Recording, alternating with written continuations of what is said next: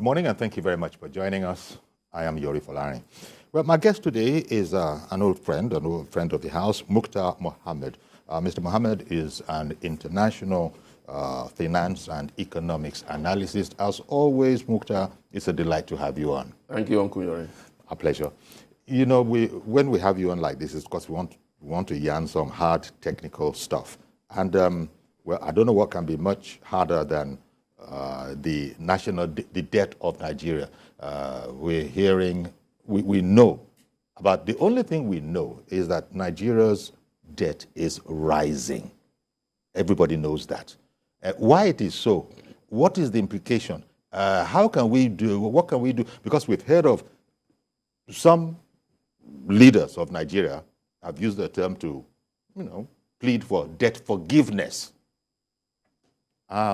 I don't know. First of all, explain, if you will, this whole matter of debt control to a non-economist so that an ordinary kid can understand how a whole country now gets into debt. And we are told that in Nigeria, our debt is rising.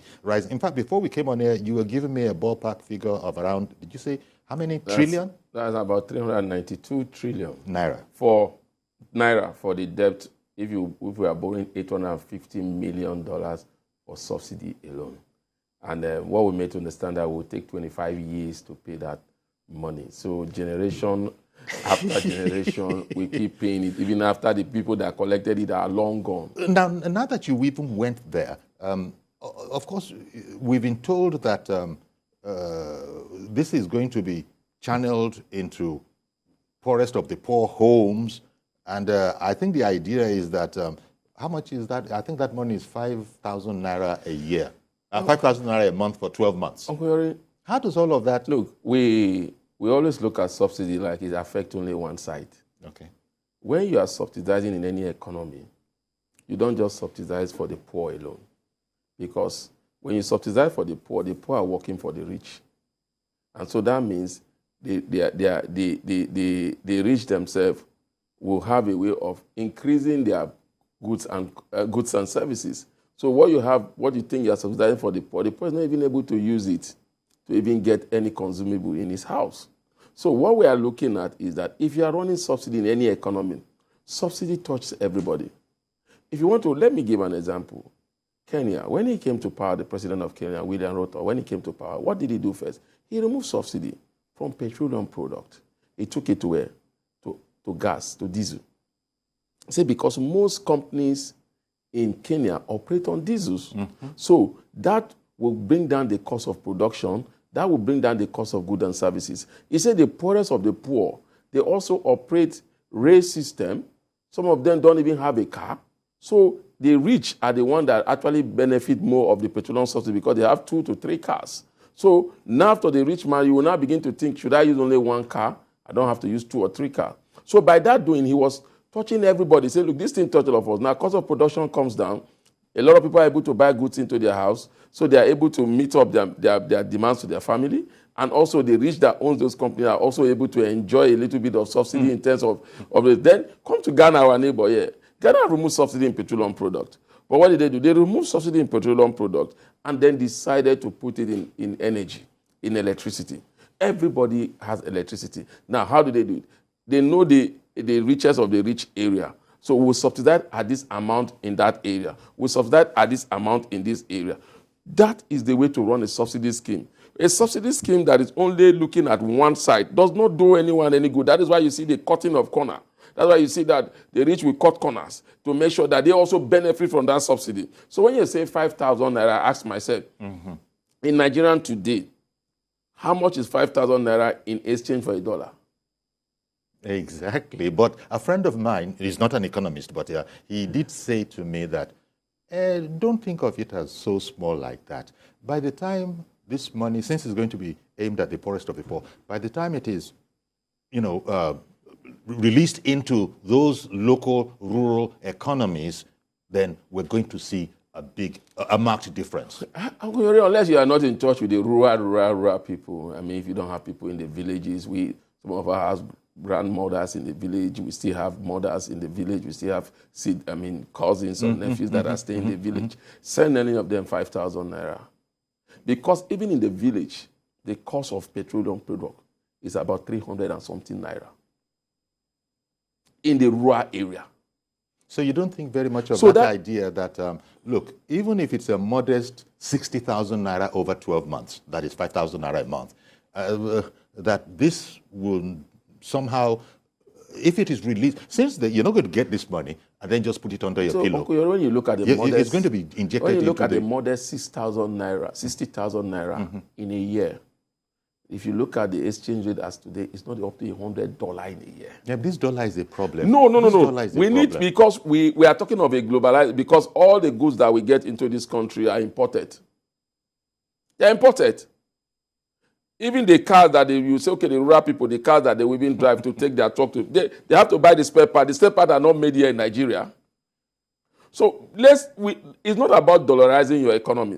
But when you look at IMF or World Bank, when they are talking about it, they will talk in terms of dollar rate. Yes, they do. That's what they will say. That's what we use. The GDP that we are shouting about that we can borrow because we are GDP. So how do they calculate? Is it not by dollar that they will tell you that that's why we can borrow more? So we are not dollarizing it, but if we want to do things, we should see. If we keep doing things the way we keep doing things, and we think we have a difference, or we are just killing ourselves. Nigerian Labour Congress. You said, okay, subsidy, you give them palliative, you bring in transportation. Uncle Yori, we have done it before. Did it work? Fortunately, the current president was in charge, Petroleum Trust Fund. Remember that time? Yeah. Every money set aside, they bought a lot of buses, even gave to higher institutions. Where are those cars today? They are nowhere. So you say you buy mass transit. There was a time Babangida regime removed palliative. Remember the SAP time? They brought in a lot of mass transit buses to be operated by the government. Where are those buses today? So we keep doing things same way. We expect a different result. You are looking at the mass transit, but you're only thinking of the civil servants. How many percentage of the civil servants do we have in Nigeria? The informal sector has been killed already by this administration through their so-called Naira redenomination. That sector is dead. Well, yeah. So how are you thinking to revive that sector? So what you just spoke about now, are you referring to the whole, I don't know what that was, whether it was an escapade of we're going to change the Naira, and all of that. As we keep going. Did that really have any, slowdown effect on the economy? Exactly, it did. Remember, and we're right back to where we were before all of the mess started. Uncle Yorin, do you see the new 1,000 Naira note again? At all. Do you see the 500 Naira note again? No. So we have gone back to where we were. Yeah. And I don't know if the central bank or whoever is in charge. Maybe they're deliberately maybe they're maybe they're printing. They are printing the new note and keeping it so we'll finish the old notes. Because I don't see you going to any bank. Go to any bank. I don't know, maybe a bank outside Lagos. You won't go to any bank in Lagos. You don't get the new note, 1,000 Naira note. You get the old notes. That's right. The only new note you get is 500. The old 500 you don't see. In the new 200 you don't even see again. Even if you go to the ATM, you get the old 200. And nobody's talking about that anymore. I mean, it's a real cock-up. No, nobody's talking about it. Because that sector we've all gone quiet. That sector was killed. Because that sector is largely driven by cash transaction. It was killed. And we are not thinking about that. That sector is gone. You started from telling about Kenya and even our neighbor Ghana. And if it sounded so logical, if it's as logical, I'm surely as many economists and financial gurus as they have in Ghana or Kenya, for that matter, for example, we'll probably have double here. We have double. We have the best. But, we have an economic team that is run by one of the best of brains in Africa and in the world. Some of them actually lecture in Harvard and all of that. We can name their names. They are all over. They have businesses. Their names are, household name globally. But like they always say, former President Obasanjo said, your own is to advise. Whether I take your advice or not, that's not your business. Just advise me. I will decide what to do with your advice. So what we see is not that they are not talking to the government. I believe some of them talks to the government. I believe some of the ministers are highly cerebral I mean, I don't want to give name, but I can give name of ministers that they are private sector driven. They know their They onions. know their onions. You talk about, you sure will give name. You talk when you see Fashola talked about road, you think he's an engineer, but you never knew he is a lawyer. He is a lawyer. But you see him talk about road, and you say, wow. So you have them all over. Is it Festus Kiyamu? I mean, these are brains. These are people that know the economy. If you look at the Director General of the Budget Office, he was the former Commissioner for Budget and Planning in Lagos State. You seem to be putting if one is to call it the blame, squarely in on the desk of whoever is the chief executive. The chief executive is Mr. President. That's so whoever is advising Mr. President doesn't know it all. Let's be true about it. Let's look at President Buhari as a person. Have you seen Buhari give any economy paper anywhere talking about how economy move, how you're supposed to grow your economy, even when he was in office or out of office?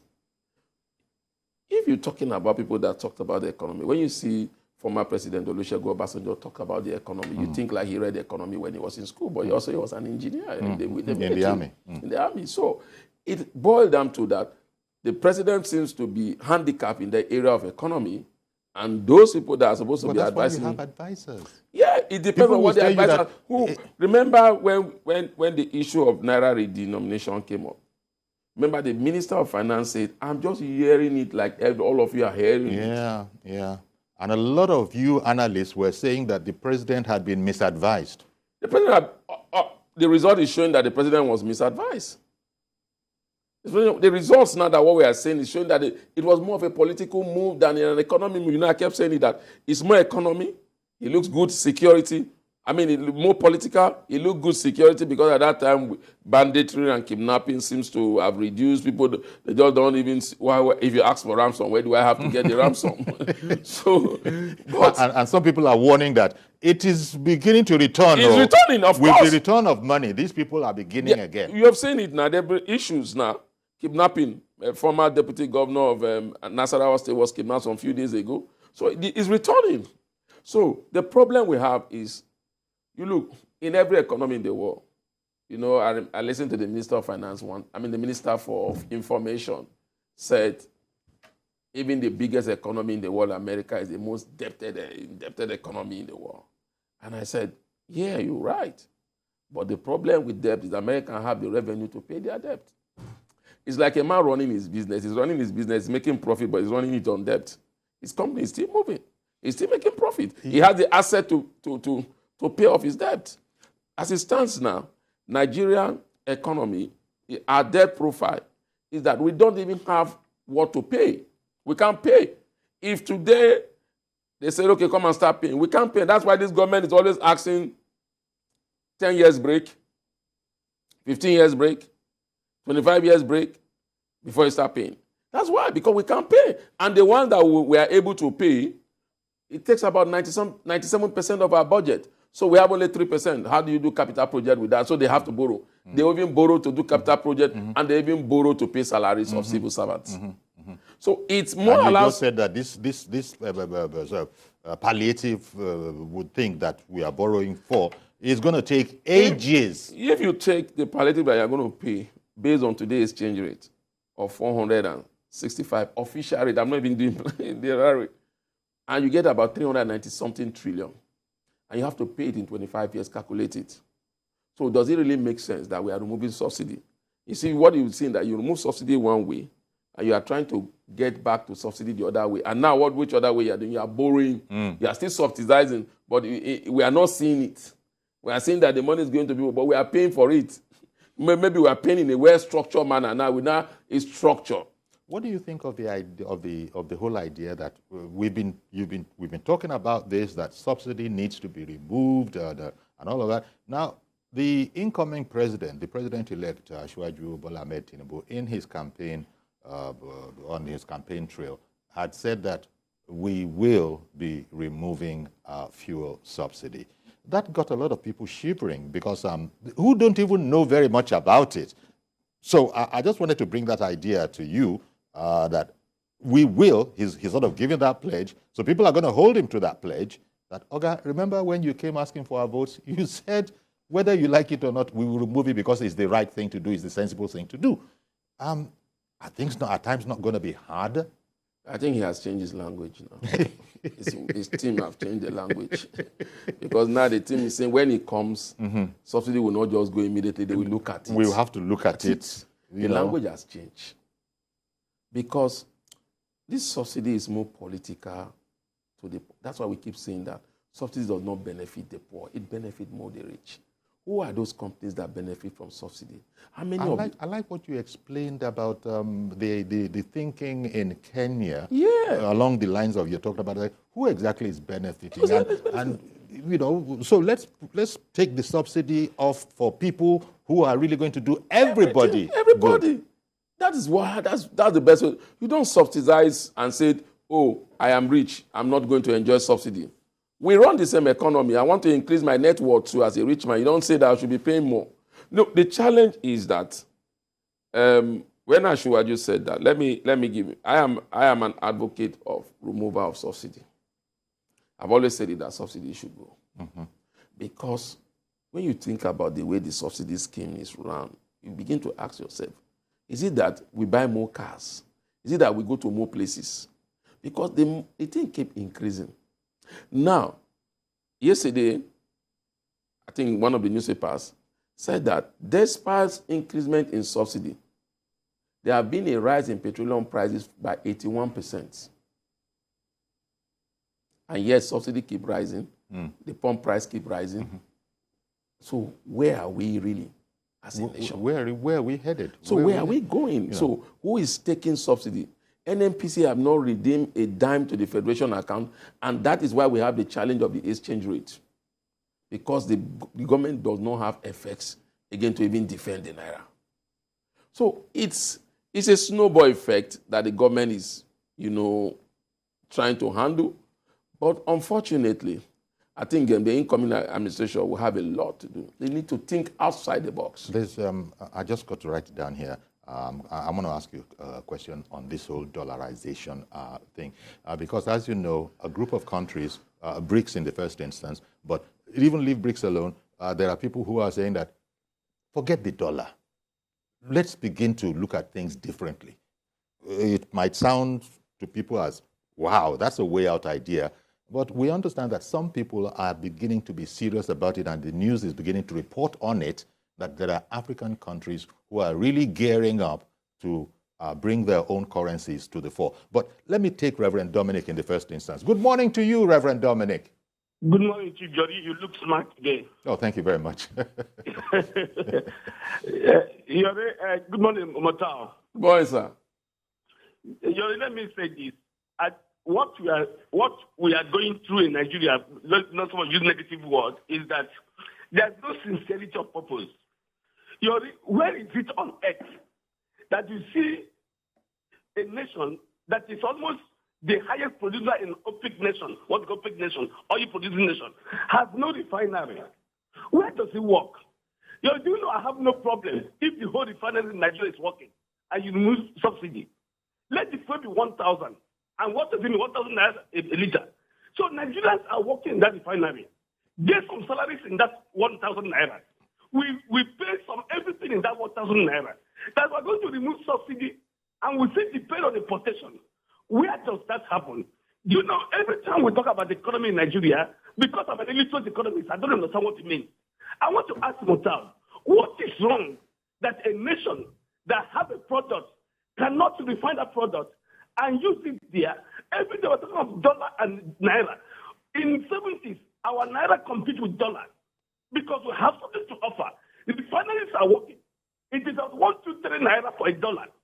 In fact, nobody wants to school in it. Not everybody that school in America come back to Nigeria. My son came back to Nigeria to work in a progressive region here because the salary in America is attractive. Nigeria's salary is more attractive. What happened? That we're living as if there's a ghost nation. We are all men who doesn't have common sense. The question here, the Labour Congress should not bother anybody.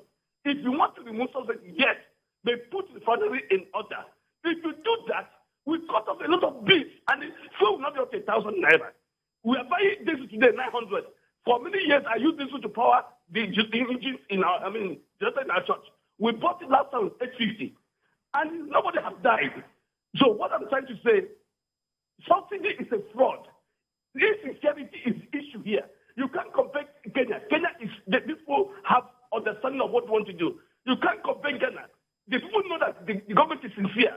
The problem is when Nigerian people are ready. The people in power are not sincere what they're doing. As long as the finance cannot work, I will not be part of removing subsidy. Thank you. Thank you very much, Reverend Dominic. As he put it, the governments of those examples we used, according to him, they are sincere. Of course, the implication is clear to what he's saying. Yeah, I agree with him in some aspect. Like he's saying, well, the heaven should not fall. I actually, if I was coming to get a perspective of this, I actually looked at the price of diesel. As he was saying, at the point diesel was 900. Today, the major companies are selling diesel at 735, and I think the NNPC is selling at maybe 710. Now, what are you seeing there? We are seeing the power of deregulation. We are seeing because government does not subsidize a dime in diesel. So it's market forces that determine the price of diesel. You can see it has gone up and it's coming down. It's from the international market. Now, the problem with Nigerian refined petroleum product, I think it was former Governor Adam Oshomole, Labour man, then now Senator Adam Oshomole, Senator-elect Adam Oshomole that said that by the time you import this product outside the shore of this country, by the time it hits Nigerian water, the charges jack those prices to what we now begin to say subsidy, yes, subsidy, yes, subsidy. So the government itself is not ready to take a cut. Now, when you talk about taking a cut, the government is not ready to come down on their revenue. That's the challenge. Then secondly, you must look at it. The only refinery the government is waiting to work and think it will solve all Nigerian problems is the Dangote refinery. Now, you are giving Dangote the license to refine petroleum product. You supported him via the CBM. The NNPC have even bought a stake in Dangote refinery. They are partners, they are shareholders in Dangote refinery already. NNPC has bought their own there because they are now run like a limited liability company. Now, which other companies are you giving license? Why is NNPC now a limited liability company becoming a shareholder of Dangote refinery? Can NNPC itself say, look, all these are crap refinery that we have. We want to build a modular refinery. We have the network. We want to build one here, close. So it's no rocket science. But the fact, like, sincerity of purpose. Okay. At this stage, let me bring in George. Good morning, Mr. George. Good morning, Uncle Yori, and good morning to Mukhtar. Thank you, George. Uncle Yori, let me first say this. The kidnapping never stopped. We all know that when the Naira, so-called Naira redesign was on, the kidnappers were demanding for new Naira. You remember? So it never really stopped. But they never got it. They never got it. Nobody got that Naira. Nobody got it. They were demanding for new Naira, or you bring dollars. Okay. Oh. Even dollar is not available. The kidnapping did not stop. And Uncle Yori, cast your mind back. I told you that CBN printed only an amount of currency that will last banks for about 1 week. Are you seeing the new Naira in circulation now? December 31st will come. It is old Naira we will still be seeing. The good thing is that MPLA will no longer be governor at that time. If the president-elect does not appoint a new governor by 29th of May, a new governor of CBN, Uncle Yori, I will be one of the first persons to carry placards. Because when you made that statement, I was going to actually challenge you that how do you know what the new president is going to do? What if the new president keeps him on? If he keeps him on, I will organize protest. Well, and I will carry placards against George, you need to know that the CBN governor is by an act, and he has a tenure of 5 years. Mukhtar is not sacrosanct. It's sacrosanct. It's sacrosanct. Let me tell you how it works. You saw it. Mr. George, please. No, let me hear it, and then if you want. I have only 1 minute. Let me just say my own. Okay. Yeah, I have only 1 minute. Okay. Obasanjo, on assumption of office, removed the CBN governor and put a new person. Heavens did not fall. I was in CBN, and several CBN governors had been changed because of non-performance. Okay. Lamido Sanusi finished his term. It was changed. So that is not, it's not in the CBN Act that you must. Even if you are killing the economy, then we should leave you there. It can't happen. Okay. So you're coming to the issue. I've always argued that subsidy should not be removed. What should be removed is the corruption in the subsidy system. I do not believe that Nigerians are consuming 70 million liters in a day. We are not consuming more than about 20 million liters. That is what the president-elect should do. There is no country that does not subsidize life for its citizens. If we are producing petroleum, why is it that we must buy it at the same cost with people who don't have a drop of petroleum in their country? If I were the government, the incoming one, I would arrange with Dangote refinery for the meantime, pending when we have our own refinery, that Nigeria has 300,000 barrels of crude oil where it has been earmarked for local production. If that 300,000 barrels to Dangote to refine for us at a price that will be agreed, and we end up not buying fuel for more than 80, 60 naira in our country. And I think that is doable. Okay. Rather than removing subsidies that will make people to suffer more, it will not, all those are palliatives they are talking about on Koyori. So bottom line, you are saying that as far as you are concerned, keep the subsidy, remove the corruption. Yes. That's what you're saying. Thank you very much for calling in, Mr. George. What do you think of that idea? Koyori, you see, we always come up with this analogy and we don't ask ourselves whether it's true, because you just think, because you are producing oil, the price of gas, in your country. America has the largest reserve of oil in the world. Largest reserve, and they still produce oil. Even if they are not member of OPEC, they have the largest strategic reserve. United Arab Emirates also large reserve of oil. Saudi Arabia, the same thing. They don't sell their oil at a giveaway price. It's based on international market price, via what you are able to refine and the cost of your refinement. If you go to those countries, you realize that sometimes today you buy those oil and those gas at a different rate. The following day you come, if the price in the international market has gone up, you see those things go on naturally. And then that's market forces. So the area where people say, because we are producing it, we must buy less, it doesn't work. Know that Dangote refinery is coming in as a business. You're talking about 300 million, we give 300,000 barrels of crude oil. We did the crude oil swapped with taking some of our crude oil to places like Sierra Leone and all that. Did it work? It didn't work. So that is still a room for corruption. To eliminate corruption, in Nigeria, you need to kill corruption. You don't just eliminate corruption, you kill corruption. Now, he's talking about the CBN governor. What I was trying to say there is, when Obasanjo removed the CBN governor, there was no CBN Act at that time. It was after Obasanjo did that, they came up with the CBN Act to protect the CBN governor. The last CBN governor that was removed was Lamido Sanusi Lamido, and it was termed illegal by the court at that time. Mm-hmm. It was illegal. The court said he should be reinstated, but at that time, he was already the emir of Kano. He followed that case to the logical conclusion. So the act said the CBN governor it can only be removed by 2/3 of the members of the National Assembly. Okay, that's the modern situation. That's the situation. So the only way the CBN governor can go is if he calls Mr. President and say, come, let me give you a soft landing. Just send your resignation letter to me and say you are the one resigning. So you mean, really, what you're saying, the president can't fire the man without recourse to the National Assembly? He can't fire. The act, according to the act. Let me bring Mr. Jiboye in. We can talk about this some more. Mr. Jiboye in Ilorin, good morning to you, sir. Good morning. Please go ahead now.